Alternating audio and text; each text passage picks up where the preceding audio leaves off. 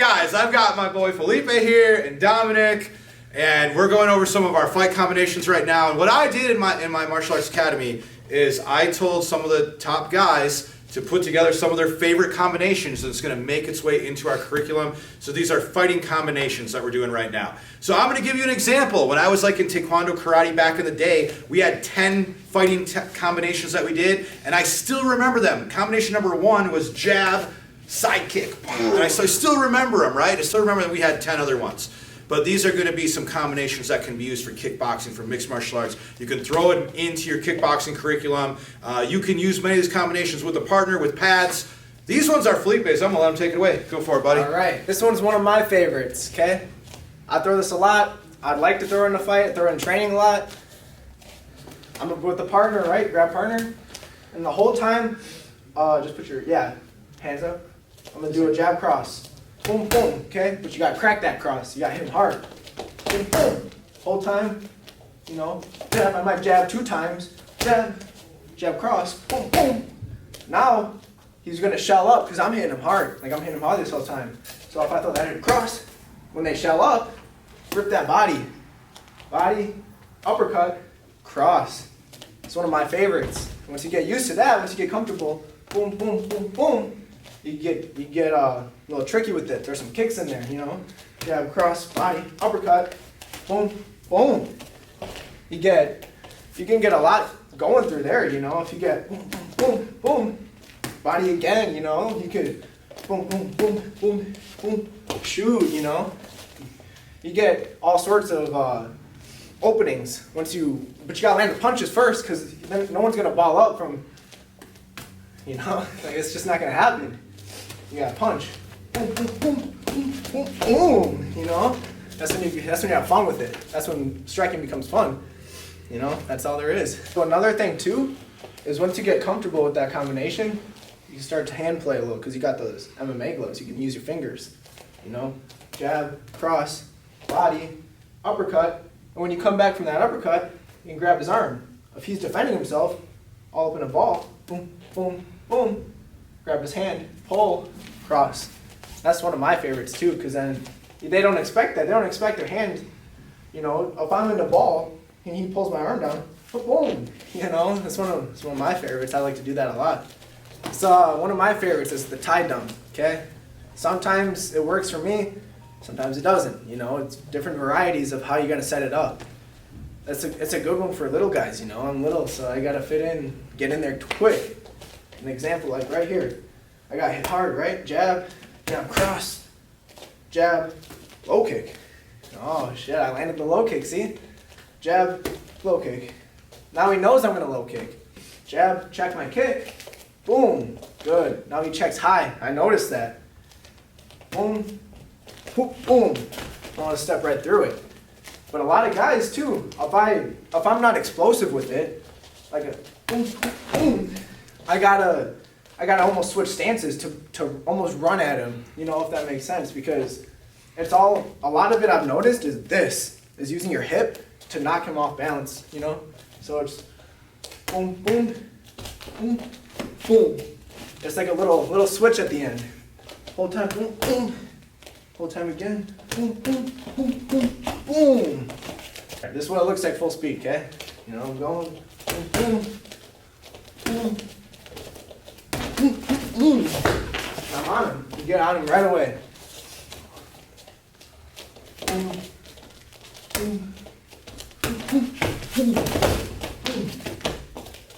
It's that tie down.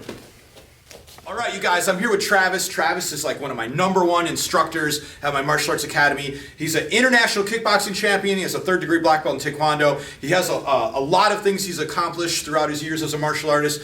He's owned his own martial arts school at one time. And today he's going to show some of his favorite kicking combinations. And man, I've seen him smash a lot of people with these techniques. And what I like right now is he's going to show some things involving angles. And we always talk about in martial arts, the person who creates the angle oftentimes is the person who's going to win, like a chess match. All right, take it away, Travis. All right, well, step kicks, basic step kicks.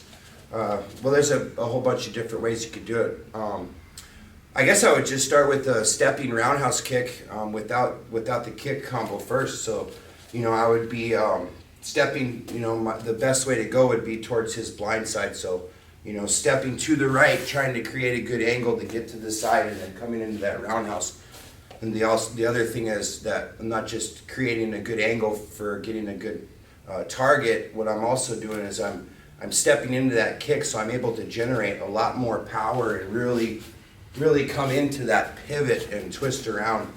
And you can go both ways with this kick. You can go left or right.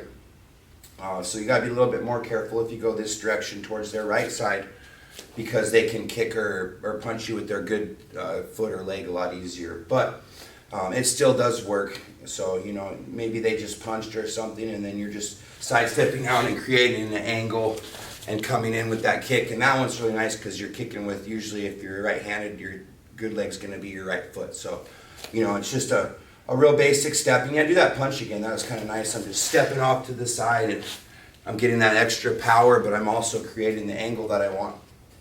I like that. I think I'm going to show that in Monday's class. Okay. Now, Travis teaches simultaneously with me, so I teach in one room and he teaches in another room, and they do a lot more sparring in here, and I think I'm going to show that in my Monday's class. Okay. Yeah. Well, and just to add on to that, so one of my favorite ways to do that, instead of just running into just trying to make the step happen, is to throw a front kick before the roundhouse kick. And what that actually creates is, maybe I'm not planning on doing the combo, but if I throw the front kick and I hit my target, that means that he's there and he didn't move. So if my front kick hits, that means I'm pretty much certain that he's going to be there for the roundhouse kick. So that front kick hits, and then I'm just going to, just like I stepped for the roundhouse kick, after that front kick, I'm going to set my foot forward and over to the right and come right into that roundhouse kick. And it works great because, maybe you just threw the front kick and you weren't really thinking about that combo, or, you don't know fully if you're going to commit to it, but if they're there and you hit the target, then you know that they're most likely going to be there for that roundhouse kick. And then also, it can go high. You can throw, front kick, step off, and if you see it, maybe his hands are a little down, or even if they're not, you can just throw a nice hard kick up high and test his hands and see how strong his guard is and stuff. And then the same thing for the other side, which would be a lead front kick. Now then, maybe this would be a defensive front kick. So maybe he comes at me with 1-2, and I stop him with that front kick. Now if I stop him well with that front kick and my timing's good, I can stop him before his punches hit me. But then I got pretty good step. Everybody's got pretty good step compared to his arm reach. So I'm still able to get that step over and come in and get that angle and come to the roundhouse kick. So just real basic kicking combinations without punches, or just the step to the roundhouse kick. You always want to create that good angle, and like I said, it's not just creating a good angle, but it's also getting a little extra power coming into that kick and stepping into it. So those are two of my real favorite basic kicking drills and combos. I like that. All right, guys, so now we're going to do a very similar technique, but this time we're going to add some punches. Here we go, Travis. So back to the stepping kick. A lot of times, if my roundhouse kick hits, if I step off to the side, he doesn't move, and I'm able to hit that with that roundhouse kick, and it's a good body kick and it makes good contact.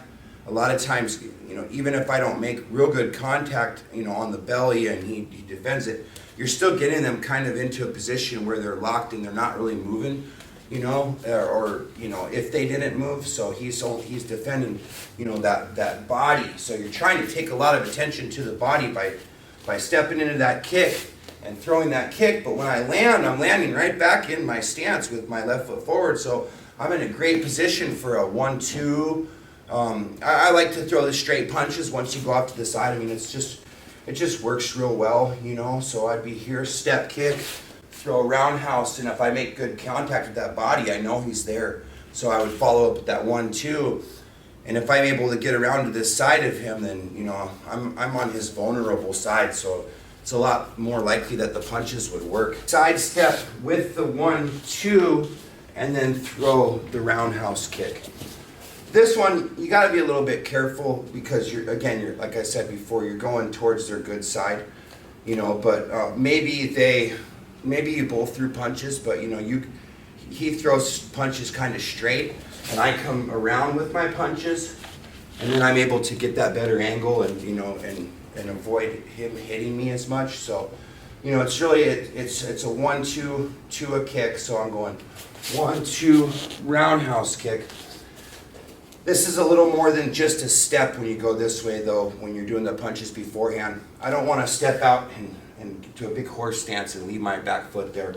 I want to slide my back foot with me, so that I'm just able to get my kick out a little bit better. I'm not really stretched out. If I change my mind and I'm not going to kick, I'm in a better position to recover and do something different. So it would be like, you know, just 1-2 roundhouse kick. And then we have the front kick to the roundhouse that we talked about before.